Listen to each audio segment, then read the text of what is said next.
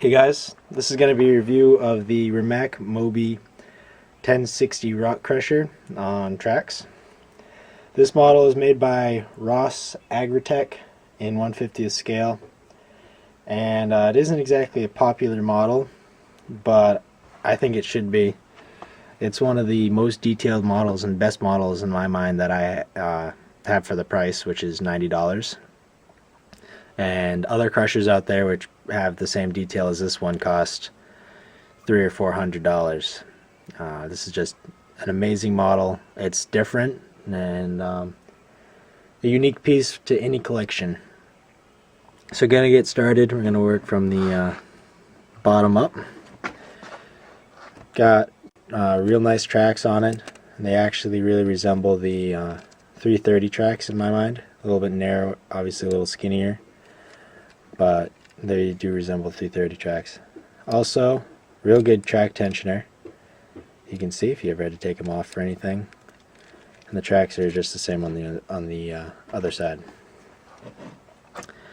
This would be the feeding area where you'd feed it.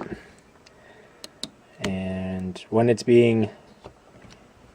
while it's in use, that'll be tipped up just like that, or not tipped up, but that'll be sitting up like that so it lines up with the crushers. You can see inside the rocks would vibrate down here, and the real fall and the small stuff that fits through here would fall through, and the bigger stuff that needs to be crushed comes to here and goes down into the crusher, which those two pieces just hit like that real fast and crush the rocks and fall through to the bottom. You can also see the Rimac logo right there. So under here, because this is the vibrating piece, you can see these would be rubber buffers just to keep it from vibrating the crap out of the rest of the machine. And here's three more right here, and then the one right there.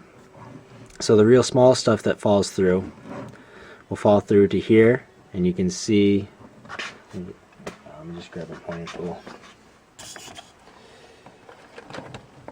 and you can see underneath there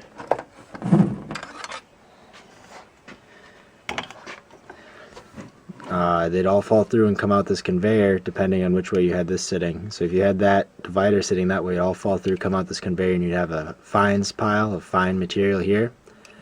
Or if you tip it that way, then it'll fall through and just go up the conveyor belt with the rest of the material.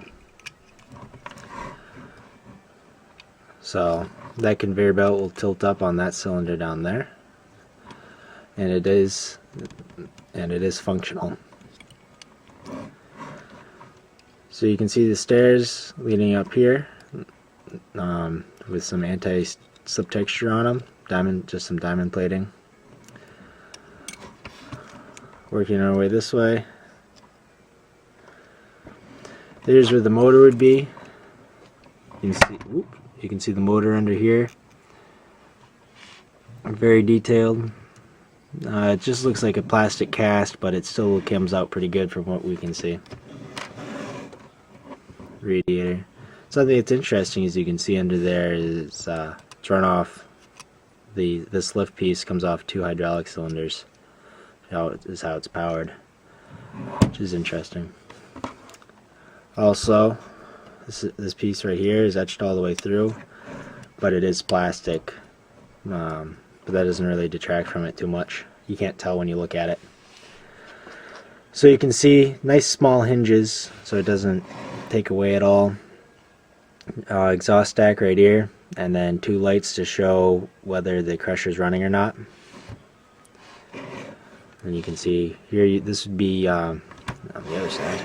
This is where your belt runs, which runs the crushers back and forth. That's where it's housed in there. So coming over here, just a ton of warning labels that really add to the model and make it look quite nice, I think. Like I said, just add to it a lot. Hydraulic lines. Over here, this is your conveyor belt where you would have all the crushed material coming out of. So that's what it looks like all folded up. And then off those cylinders, power it that way. And then there's another set underneath. So also then there you've got these long cylinders here, which extend it without breaking it.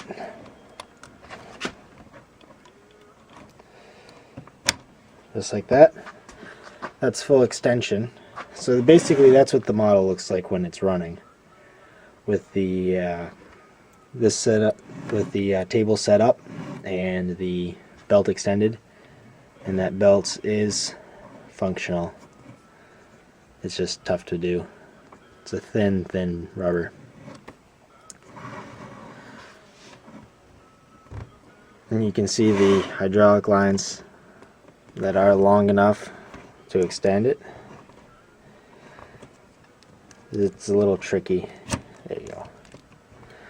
But once you get it in, this I'm not exactly sure what it is. It's like another conveyor belt, and it does work, but I'm just not really sure what that'd be used for.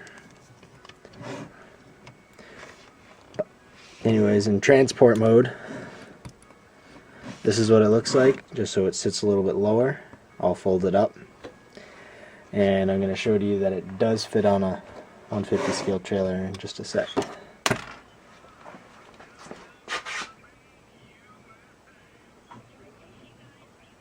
This truck is the Kenworth T800W from Sword with the 4-axle Rogers flip.